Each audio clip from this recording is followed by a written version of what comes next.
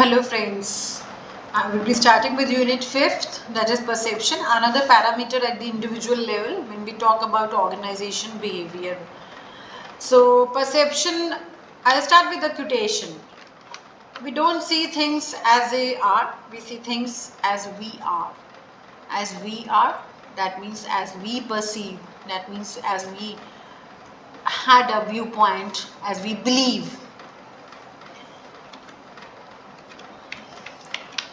Perception is the study of perception is concerned with identifying the process through which we interpret and organize sensory information. When we talk about sensory information, that means through our sensory organs, 5: ear, nose, tongue, skin and eyes, to produce our conscious experience of objects and object relationship. Perception is the process of receiving information about and making sense of the world around us. It involves deciding which information to notice and how to categorize this information and how to interpret within the framework of existing knowledge. A process by which individuals organize, interpret their sensory impressions to give meaning to the environment. So the definition of the perception itself carries the process. Organize करना, interpret करना और select करके उसको meaning environment में दे दो. When we talk about the process, we had the 4 major steps. Sensation, and individuals that we do it through our sensory organs. Ability to detect stimuli in the immediate environment. Then selection, the process a person uses to eliminate some of the stimuli that have been sensed and to retain others for further processing. Organization, placing selective perceptual stimuli into the framework for storage. Translation, the stage of the perceptual process at which stimuli are interpreted and given meaning to it. So now we'll discuss the process in detail. When see the cursor, receiving stimuli, that is the internal and the external factors which affect it. Then selecting stimuli, external factors, location, size, contrast, movement, repetition, similarity. Internal factors, learning, needs, age, interest. Organizing, figure background, perceptual grouping. That is जितना आप organize कर रहे हैं, जितना similar चीज होगा, जितना physical proximity कम होगा, उतना चीज ज़्यादा दिखेगा. Closure जितना होगा, containers जितना होगा, उतना चीज ज़्यादा दिखेगा. Interpreting, when we talk about the errors in perceptual process, attribution error, stereotype error, halo error, projection error.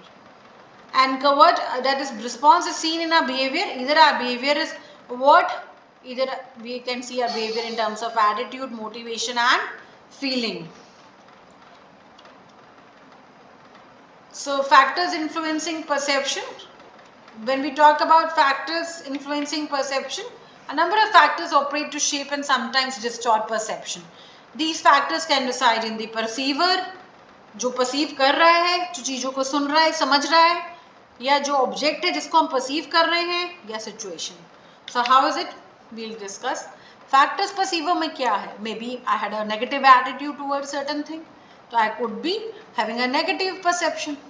Motive, interest, experience past, expectations are much higher from my side as a perceiver. So these factors can be there. Factors in the situation like time, work setting, social setting, we can have these factors. Factors in the target like novelty, motion, sounds, size, background, proximity, similarity.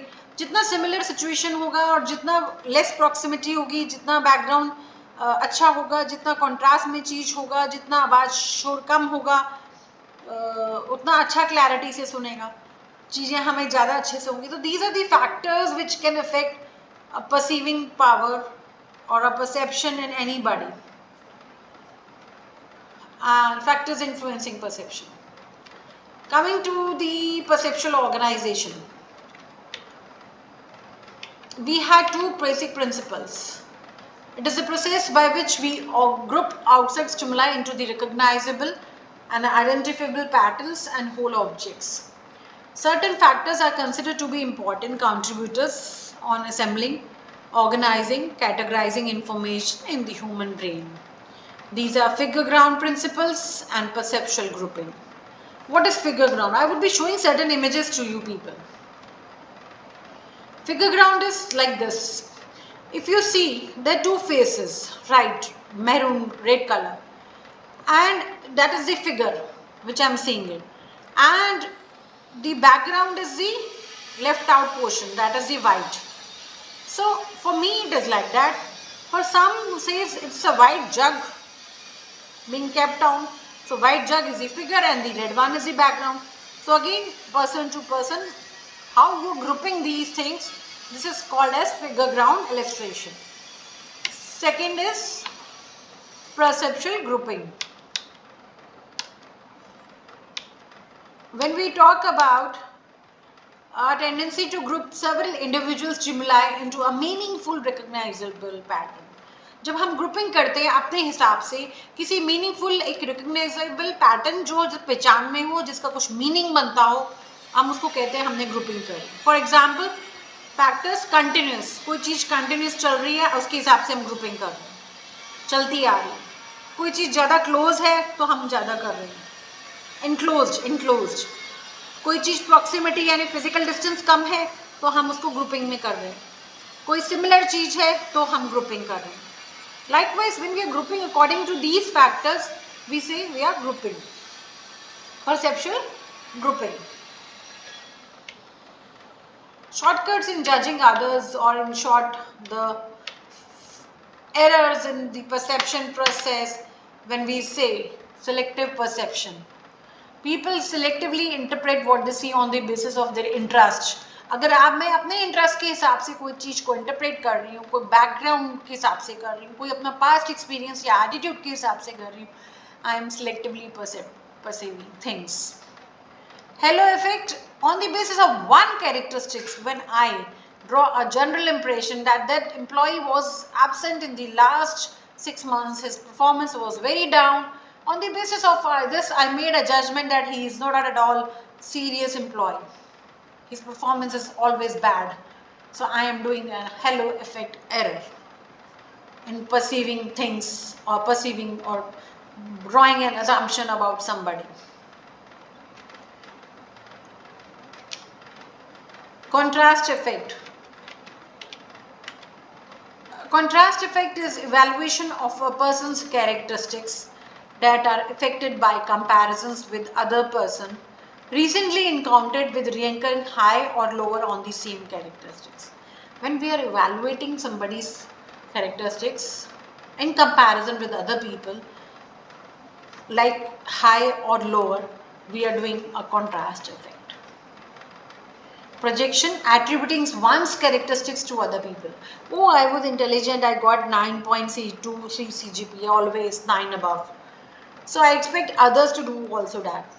When I'm comparing my characteristics with one's own characteristics to other people, and believe that they should also have such stereotype. Judging someone on the basis of one's perception of the group to which the group belongs. If the group is studious and I believe that all the members in the groups are studious, then I'm doing a stereotyping error. This is the image. See, the cows are there. But for some, it's a map. I see a bigger deer in this picture. I see a lady in the ear of the old man.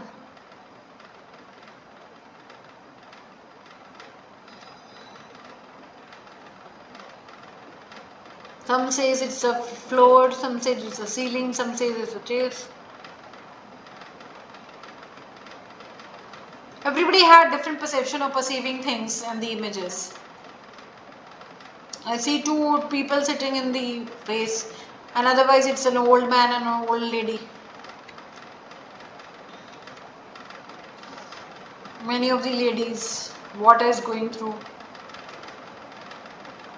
Many faces in this, if you see, many faces, old people.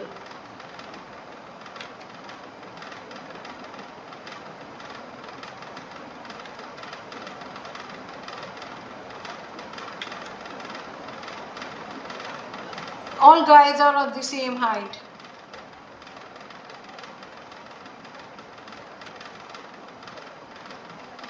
Attitudes. Attitude is the manner or disposition, feeling and position about a person, a thing, a tendency, orientation, especially in the mind. We say ना इसका attitude बहुत ज़्यादा है. Positive attitude, negative attitude. According to Gordon Allport, an attitude is a mental and neural state of readiness, organized through experience, exerting a directive or dynamic influence upon the individual's response to all objects and situations with which it is related. According to Frank Freeman, an attitude is a dispositional readiness किसी चीज के लिए to respond to certain institutions, persons or objects in a consistent manner which has been learned and has become one's typical mode of response. So we say attitude. Thurston said, an attitude denotes the total of man's inclinations and feelings, prejudice or bias, preconceived notions, ideas, fears, threats, and any other specific topic. Characteristics of attitudes. Attitude are predispositions. Attitudes are different from values. They are evaluative statements. They influence human behavior. They have intensity and they are learned. Dimensions, when we talk about, we have three dimensions: attitude strength, attitude accessibility, and attitude ambivalence. What is attitude strength? Strong attitudes are those that are firmly held and highly influence behavior. Attitudes that are important to a person tend to be strong. Attitudes that people have a vested interest in also tend to be strong. Furthermore, people tend to have stronger attitudes about things, events, ideas, or people they have considerable knowledge and information about. Attitude accessibility. The accessibility of an attitude refers to the ease with which it comes to mind. In general, highly accessible attitudes tend to be stronger. Attitude ambivalence. Ambivalence of an attitude refers to the ratio of positive and negative evaluations that make up that attitude. The ambivalence of an attitude increases as the positive and negative evaluations get more and more equal.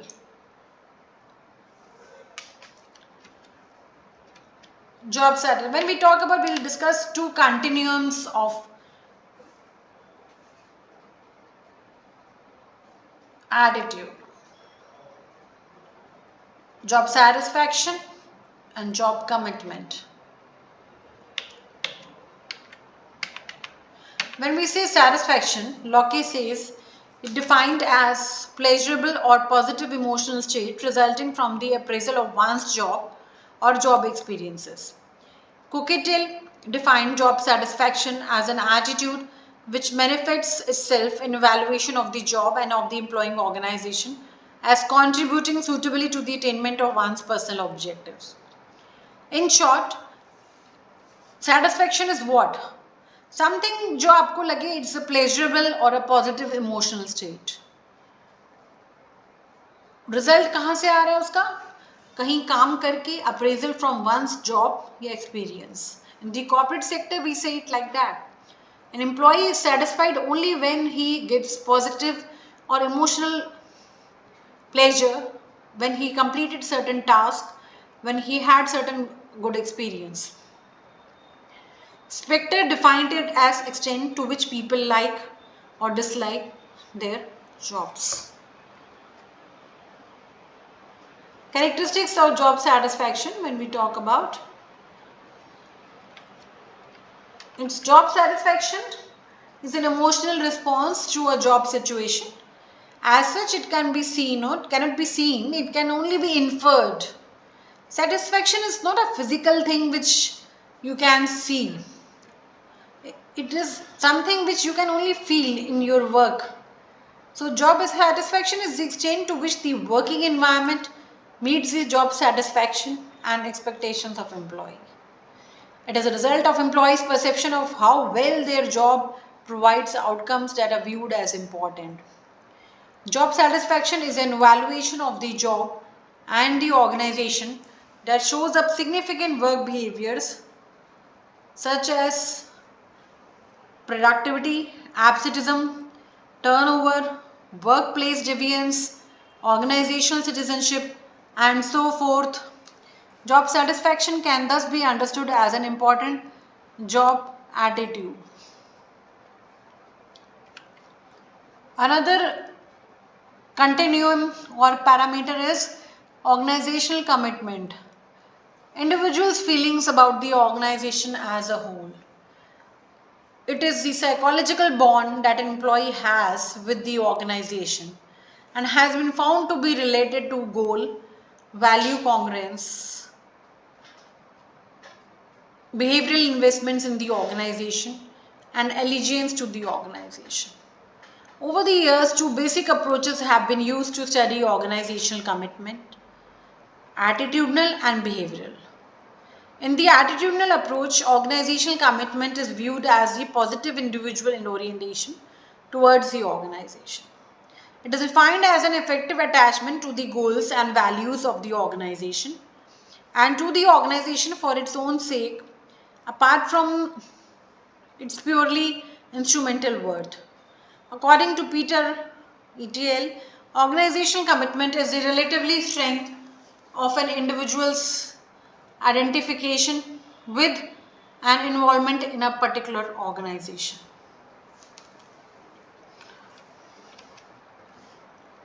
Types of commitment. We talk about three types of commitment.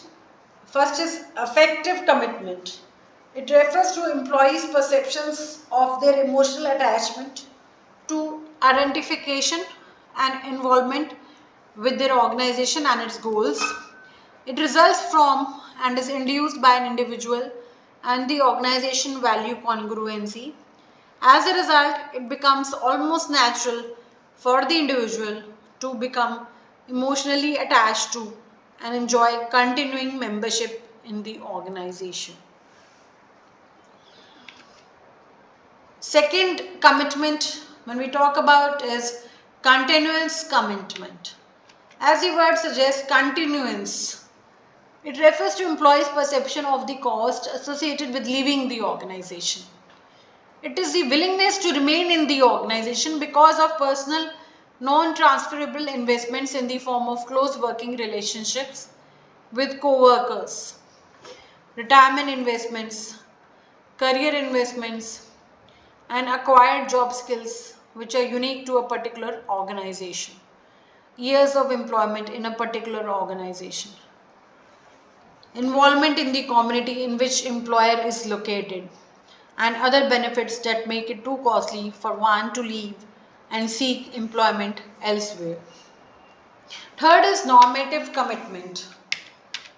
It refers to the employee's perceptions of their obligation to their organization. Such a feeling of obligation often results from what Wiener characterized as generalized value of loyalty and duty.